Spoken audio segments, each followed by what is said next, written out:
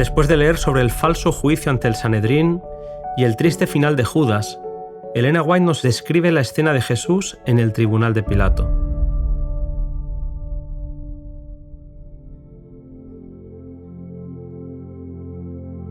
Para no contaminarse ritualmente, los sacerdotes se quedaron fuera del tribunal de Pilato esperando que Roma condenase a Cristo, al igual que ellos ya lo habían hecho en el Sanedrín. Querían participar de la Pascua, pero no veían que Cristo era el verdadero Cordero Pascual. En el interior del tribunal, Pilato había tenido que tratar con toda clase de criminales, pero nunca antes había comparecido ante él un hombre que llevase rasgos de tanta bondad y nobleza. Sereno y digno, Jesús no tenía vestigio alguno de culpabilidad. El gobernador había oído hablar de Jesús y de sus obras. Decidió preguntar a sus acusadores quién era y por qué lo acusaban. Los judíos quedaron desconcertados. Sabiendo que no podían comprobar sus acusaciones contra Cristo, no deseaban un examen público. Entendían que si el Sanedrín lo traía, era porque quedaba probado que era un criminal. Deseaban ansiosamente que su sentencia fuese ratificada, porque sabían que el pueblo que había presenciado las obras admirables de Cristo podría contar una historia muy diferente de la que ellos habían fraguado y repetían ahora. Los sacerdotes pensaban que con el débil y vacilante Pilato podrían llevar a cabo sus planes sin dificultad.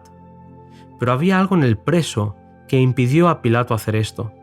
No se atrevió a ello, discernió el propósito de los sacerdotes y les preguntó acerca de la condena que ellos le habían impuesto al reo. Ellos contestaron que lo habían condenado a muerte, pero que no podían ejecutarlo, y le pidieron que hiciera cumplir la sentencia. Aunque no era justo ni moral, Pilato se negó a conceder lo pedido. No quiso condenar a Jesús hasta que se hubiese sostenido una acusación contra él. Los sacerdotes temían que Pilato descubriese que todo el asunto era religioso y quisieron, mediante testigos falsos, hacerle creer que Jesús estaba levantando al pueblo contra Roma. Lanzaron acusaciones sin fundamento, pero estaban dispuestos a cometer perjurio con tal de obtener sus fines. Pilato discernió su propósito y se dirigió a Jesús para preguntarle: ¿Eres tú el rey de los judíos? El Salvador contestó: Tú lo dices. Caifás y los que le acompañaban exigieron que fuera condenado, mientras que Pilato, confuso, le preguntó a Jesús: ¿No respondes algo? Mira de cuántas cosas te acusan. Pero Jesús ni aun con eso respondió. Permanecía inconmovible ante la furia de las olas que venían a golpearle. Guardaba silencio, pero su silencio era elocuencia. Pilato estaba asombrado, pues al ver a Jesús soportar los insultos y las burlas sin responder, sentía que no podía ser tan injusto como los clamorosos sacerdotes. Llevándoselo a un lugar apartado, le volvió a preguntar: ¿Eres tú el rey de los judíos? Jesús sabía que el espíritu estaba contendiendo con Pilato y le dio oportunidad de reconocer su convicción, pero el romano no la quiso reconocer y perdió esa oportunidad. Entonces Jesús le dijo que su reino no era de este mundo y que él había venido a este mundo para dar testimonio de la verdad. Conmovido, queriendo conocer la verdad, Pilato preguntó: ¿Qué cosa es verdad? Pero no esperó a oír la respuesta. Interrumpido por los gritos del exterior, salió y declaró enfáticamente: Yo no hallo en él ningún crimen. Al oír a Pilato decir esto, los sacerdotes y ancianos se sintieron chasqueados y se airaron sin mesura. Al vislumbrar la perspectiva de que Jesús fuese libertado, parecían dispuestos a despedazarlo y denunciaron en voz alta a Pilato, amenazándole con acusarlo ante el César. Pilato no tenía la menor idea de condenar a Jesús, puesto que sabía que los judíos le habían acusado por odio y prejuicio, pero temió al pueblo. Cuando supo que Jesús era de Galilea, decidió enviárselo a Herodes, gobernador de esa provincia, con la esperanza de librarse de esa responsabilidad y reconciliarse con él. Entre burlas e insultos de la muchedumbre, Jesús fue llevado apresuradamente al tribunal de Herodes. Este era aquel cuyas manos se habían manchado con la sangre de Juan el Bautista, y deseaba ver a Jesús, puesto que quería satisfacer su curiosidad, y pensaba que, si ofrecía a Cristo una perspectiva de liberación, haría cualquier cosa que se le pidiese. Cuando lo llevaron ante su presencia, ordenó que le sacasen los hierros, al mismo tiempo que acusaba a sus enemigos de haberle maltratado. Mirando compasivamente al rostro sereno del Redentor del mundo, leyó en él solamente sabiduría y pureza. Tanto él como Pilato estaban convencidos de que Jesús había sido acusado por malicia y envidia. Interrogó a Jesús, pero el Salvador mantuvo un profundo silencio y tampoco respondió cuando Herodes le exigió que hiciera algún milagro. El reo permanecía como quien no oyese ni viese nada, y como hombre no quiso realizar un milagro para ahorrarse el dolor y la humillación que cualquiera hubiera tenido que soportar si hubiese estado en una posición similar. Herodes le ofreció libertad a Jesús si hacía algún milagro o señal en su presencia, pero la artimaña no le funcionó. Después le amenazó, pero Jesús actuaba como si no lo oyese, puesto que su misión en este mundo no era satisfacer la curiosidad ociosa. El silencio de Cristo fue la reprensión más severa que pudiese darle. Herodes había rechazado la verdad que le hablara el mayor de los profetas y no iba a recibir otro mensaje. Nada tenía que decirle la majestad del cielo. Ese oído que siempre había estado abierto para acoger el clamor de la desgracia humana era insensible a las órdenes de Herodes. Aquellos ojos que con amor compasivo y perdonador se habían fijado en el pecador penitente no tenían mirada que conceder a Herodes. Aquellos labios que habían pronunciado la verdad más impresionante, que en tonos de la más tierna súplica habían intercedido con los más pecaminosos y degradados, quedaron cerrados para el altanero rey que no sentía necesidad de un salvador. Humillado, Herodes denunció a Jesús como un impostor y permitió que la turba se lanzara hacia Cristo, que fue arrastrado de aquí para allá por la enfurecida multitud. Si los soldados romanos no hubieran intervenido, el Salvador habría sido despedazado. A pesar de los ultrajes y por empedernido que estuviese, Herodes no se atrevió a ratificar la condena de Cristo. Quiso descargarse de la terrible responsabilidad y mandó a Jesús de vuelta al tribunal romano. Pilato sintió desencanto y mucho desagrado. Por mucho que insistieran los judíos, no encontraba en Jesús cosa digna de muerte. Demostrando su debilidad al haber declarado a Jesús inocente, les ofreció castigarlo y dejarlo libre después. Estaba dispuesto a sacrificar la justicia por satisfacer a la turba. Pilato había violado poco a poco su conciencia y ahora se hallaba casi impotente en las manos de los sacerdotes y príncipes. Su vacilación e indecisión provocaron su ruina. Mientras Pilato vacilaba en cuanto a lo que debía hacer, un mensajero se abrió paso a través de la muchedumbre y le entregó la carta de su esposa que decía: «No tengas que ver con aquel justo, porque hoy he padecido muchas cosas en sueños por causa de él». El rostro de Pilato palideció. Los gritos de los sacerdotes y de la enfurecida multitud le empujaban a actuar y recurrió a la costumbre que podría servir para obtener la liberación de Cristo. Era costumbre que en la fiesta se soltase a algún preso que el pueblo eligiese. Frente a Jesús, Pilato colocó a un tal Barrabás, hombre rebelde y cruel, que se había hecho pasar por el Mesías. Con esta acción, Pilato esperaba suscitar su simpatía por Jesús en oposición a los sacerdotes y príncipes, pero la gente rechazó a Jesús y pidió a Barrabás. Pilato estaba decepcionado. ¿Qué tendría que hacer con Jesús? No tuvo que esperar a recibir una respuesta. La misma gente gritó: «¡Crucifícale!». A Pilato le repugnaba entregar a un hombre inocente a la muerte más ignominiosa y cruel que se pudiese infligir, pero era demasiado tarde. Su indecisión había provocado una tempestad que acabaría crucificando a Jesús.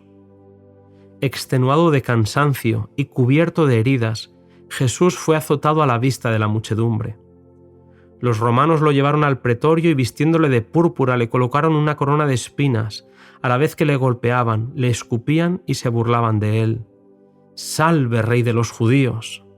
De vez en cuando, alguna mano perversa le arrebataba la caña que había sido puesta en su mano, y con ella hería la corona que estaba sobre su frente, haciendo penetrar las espinas en sus sienes y chorrear la sangre por su rostro y barba. Una multitud enfurecida rodeaba al Salvador del mundo. Las burlas y los escarnios se mezclaban con los groseros juramentos de blasfemia. La muchedumbre inexorable comenta su humilde nacimiento y vida, pone en ridículo su pretensión de ser el Hijo de Dios, y la broma obscena y el escarnio insultante pasan de boca en boca. Satanás indujo a la turba cruel a ultrajar al Salvador, buscando que hiciera algún milagro para librarse y así destruir el plan de salvación. La crueldad satánica se adueñaba de la multitud, mientras que Jesús, manso y paciente, probaba su relación con Dios. Su humillación era la garantía de su exaltación. Cuando Pilato entregó a Jesús para que fuese azotado y burlado, pensó excitar la compasión de la muchedumbre. Esperaba que ella decidiera que este castigo bastaba. Jesús estaba desfigurado y él pensó que ahora los sacerdotes quedarían satisfechos. He aquí el hombre. Os lo traigo fuera para que entendáis que ningún crimen hallo en él. Allí estaba el Hijo de Dios, llevando el manto de burla y la corona de espinas. Desnudo hasta la cintura, su espalda revelaba los largos y crueles azotes, de los cuales la sangre fluía copiosamente. Su rostro manchado de sangre llevaba las marcas del agotamiento y el dolor, pero nunca había parecido más hermoso que en ese momento. El semblante del Salvador no estaba desfigurado delante de sus enemigos. Cada rasgo expresaba bondad y resignación y la más tierna compasión por sus crueles verdugos. Su porte no expresaba debilidad cobarde, sino la fuerza y dignidad de la longanimidad. En sorprendente contraste, se destacaba el preso que estaba a su lado. Cada rasgo del semblante de Barrabás le proclamaba como el empedernido rufián que era. El contraste hablaba a toda persona que lo contemplaba. Algunos de los espectadores lloraban. Al mirar a Jesús, sus corazones se llenaron de simpatía. Aún los sacerdotes y príncipes estaban convencidos de que era todo lo que aseveraba ser. La paciencia del Salvador, que no exhalaba una queja, llenó a Pilato y a muchos de los soldados de asombro. No comprendían el odio fanático que sentían los sacerdotes hacia aquel que permanecía en silencio. De nuevo, los sacerdotes y los príncipes y el pueblo elevaron aquel terrible clamor: ¡Crucifícale! ¡Crucifícale! Por fin, perdiendo toda paciencia con su crueldad irracional, Pilato exclamó desesperado: «Tomadle vosotros y crucificadle, porque yo en él no hallo ningún crimen». La culpabilidad de los dirigentes de Israel era mayor que la de Pilato. A ellos se les había dado múltiples evidencias de la divinidad de Jesús. Según la luz que habían recibido, serían juzgados. Pilato tomó entonces su lugar en el sitial del tribunal y volvió a presentar a Jesús al pueblo diciendo: «He aquí vuestro rey». Volvió a oírse el furioso clamor: «¡Crucifícale!». Pilato preguntó: «¿A vuestro rey he de crucificar?». Pero los labios profanos y blasfemos pronunciaron las palabras: «No tenemos rey sino a César». Al escoger así a un gobernante pagano, la nación judía rechazó a Dios como su rey. Y viendo Pilato que nada adelantaba, antes se hacía más alboroto, tomando agua se lavó las manos delante del pueblo diciendo: «Inocente soy yo de la sangre de este justo». Volviéndose a la multitud declaró: «Limpio estoy de su sangre, tomadle y crucificadle. Pero notad, sacerdotes y príncipes, que yo lo declaro justo. Y aquel a quien él llama su Padre, os juzgue a vosotros y no a mí por la obra de este día». Luego dijo a Jesús: «Perdóname por este acto, no puedo salvarte». Y cuando le hubo hecho azotar otra vez, le entregó para ser crucificado. Pilato anhelaba librar a Jesús, pero ante la posibilidad de perder su poder mundanal, prefirió sacrificar una vida inocente. A pesar de sus precauciones, aquello mismo que temía le aconteció después. Fue despojado de sus honores y derribado de su alto cargo. Atormentado por el remordimiento y el orgullo herido, poco después de la crucifixión, se quitó la vida. El pueblo de Israel había hecho su elección. Cristo había sido rechazado. Barrabás había sido elegido. Al hacer su elección aceptaban al que desde el principio es mentiroso y homicida. Satanás sería su dirigente. El pueblo que eligió a Barrabás en lugar de Cristo iba a sentir la crueldad de Barrabás mientras durase el tiempo. La maldición de los judíos al rechazar a Jesús se cumpliría parcialmente en la destrucción de Jerusalén y a lo largo de los siglos hasta su cumplimiento final cuando Jesús vuelva. Cristo volverá en su gloria, en la gloria de su Padre y en la gloria de los santos ángeles. Entonces se sentará sobre el trono de su gloria y delante de él se congregarán todas las naciones. Todo ojo lo verá, y también los que le traspasaron. En lugar de una corona de espinas, llevará una corona de gloria, una corona dentro de otra corona. En lugar de aquel viejo manto de grana, llevará un vestido del blanco más puro. Los que le escarnecieron e hirieron estarán allí. Los sacerdotes y príncipes contemplarán de nuevo la escena del pretorio. Entonces el mundo entero conocerá y entenderá. Los pobres, débiles y finitos seres humanos comprenderán contra quién y contra qué estuvieron peleando. Hasta aquí el audio resumen de este capítulo del deseado de todas las gentes. Nos volvemos a encontrar a los pies del Calvario.